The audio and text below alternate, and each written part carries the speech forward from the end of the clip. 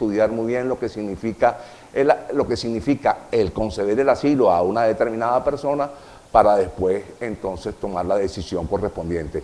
Estoy seguro que el gobierno de Venezuela no ha hecho todavía esa reflexión.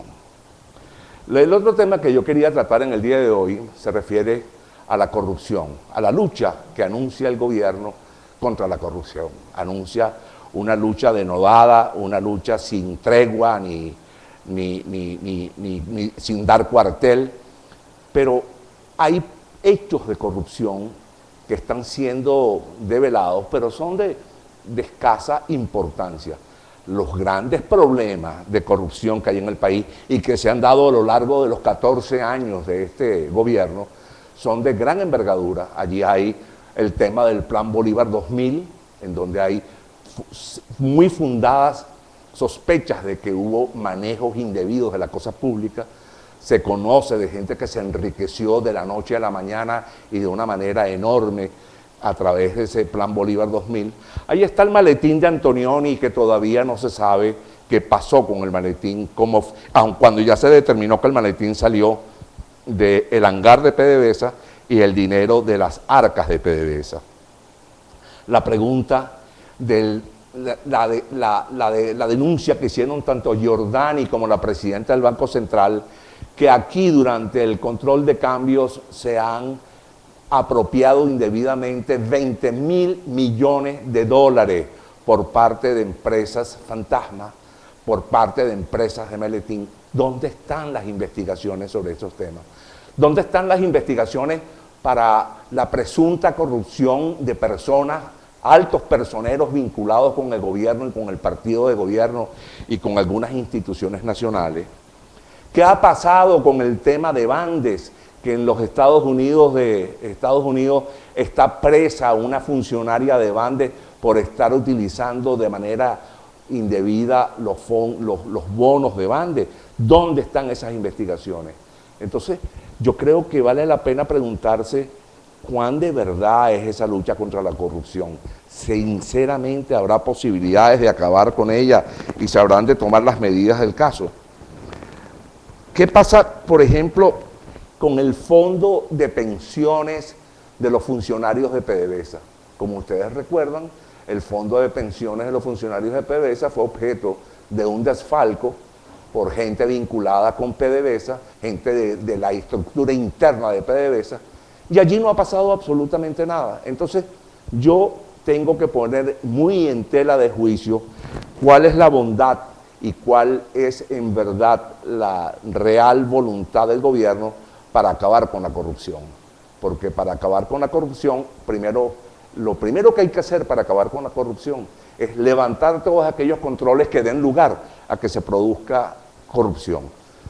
Es dar el ejemplo, al más alto gobierno dar el ejemplo de que no hay actos de corrupción para que el ejemplo drene hacia abajo, hacia el funcionariado menor del sistema. Y por último, repito, hay que tratar de evitar el establecer reglamentos, leyes, controles, etcétera, que lo que dan lugar no es a corregir la falla que se pretende corregir con ese supuesto control, sino lo que hay lugar es a que la gente encuentre caminos para evadir el control o la regulación que le están estableciendo.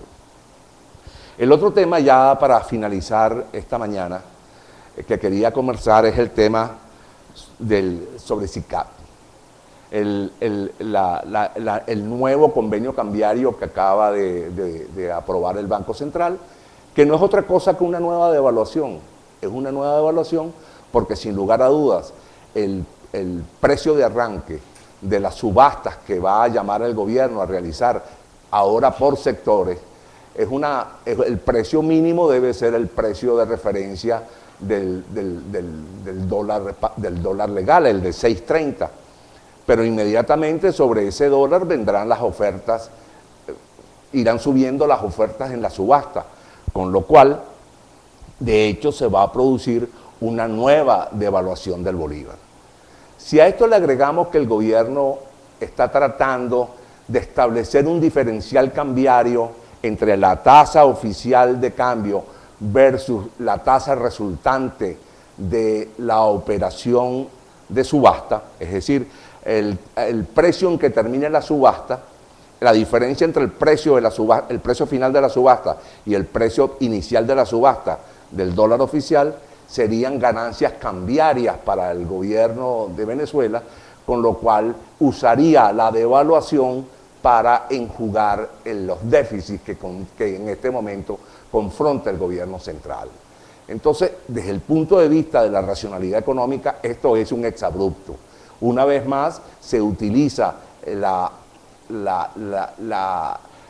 paridad cambiaria como un mecanismo para arbitrar la generación de nuevos recursos fiscales para corregir las distorsiones derivadas de un gasto dispendioso o de la incapacidad de generar mayores ingresos por las vías normales que genera la economía a los estados.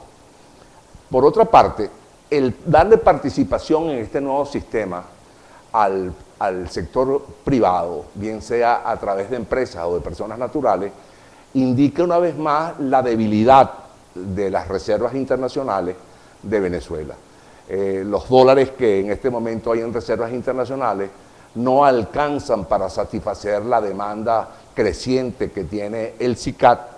En consecuencia, necesitan buscar de fuentes privadas nuevos recursos en dólares para tratar de satisfacer las demandas la demanda de la gente que necesita dólares para traer importaciones para satisfacer las necesidades del consumo interno.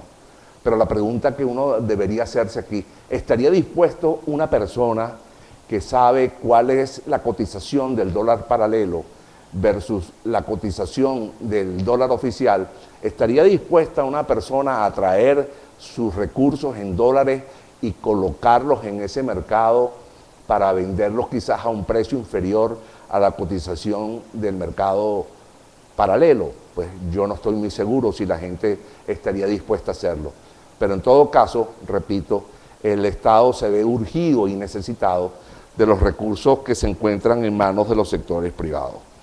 Ahora, la otra pregunta que surge alrededor de esto es, ¿qué va a pasar con el mercado paralelo?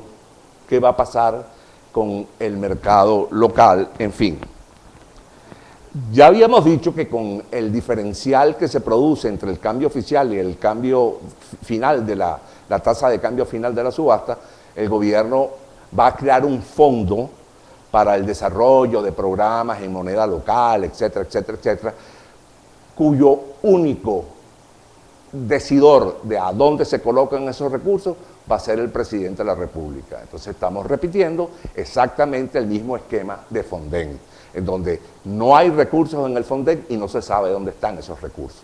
Se repetirá una vez más la historia aquí en Venezuela.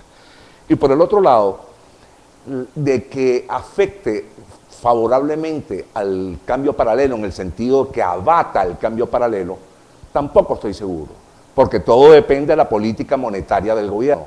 Si la política monetaria del gobierno es expansiva y esa expansión genera un flujo de bolívares hacia la economía nacional que le permita a la gente comprar los dólares que aparecen tanto en las subastas del gobierno como en el mercado paralelo, sin lugar a dudas que va a continuar ascendiendo la cotización del dólar paralelo.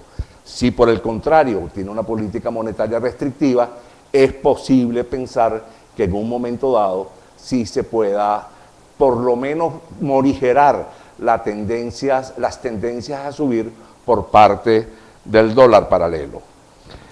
Por otra parte, y por último, quería decir que el sistema SICAD está hablando de que habrá subastas sectoriales. Es decir, cada sector tendrá una subasta. Entiendo que parece que han anunciado 2 subastas por mes y en cada subasta por mes estarían participando algunos sectores. Entonces, el tipo de cambio resultante de esas subastas sectoriales nos va a determinar un tipo de cambio diferencial para distintos productos y para distintas actividades económicas, con lo cual todavía hace mucho más complejo la situación de la tasa de cambio en Venezuela, hace mucho más difícil encontrar la fórmula de salida de situaciones como esta, y en definitiva entorpece inclusive aún más la posibilidad del levantamiento del control de cambio. Definitivamente, para solucionar estos problemas se necesita que el Estado venezolano tenga por lo menos disponibles para meter al mercado cambiario en Venezuela 10.000 millones de dólares mensuales, diría yo. Una cantidad similar a esa, 10.000 millones, y levantar el control de cambio. Esa es la única manera en que aquí se pueden resolver las cosas. De otro modo, siempre serán paños calientes, siempre serán soluciones a medias y siempre nos veremos sometidos a los problemas de devaluación, de inflación y de incertidumbre para la economía venezolana. Bueno, señores, como habrán comprendido, el tiempo en televisión es implacable, y desde ese punto de vista creo que ya me hace el coordinador señas que el tiempo ha terminado, así que muchísimas gracias por la atención prestada y espero encontrarlos aquí en este programa el próximo miércoles. Buenos días.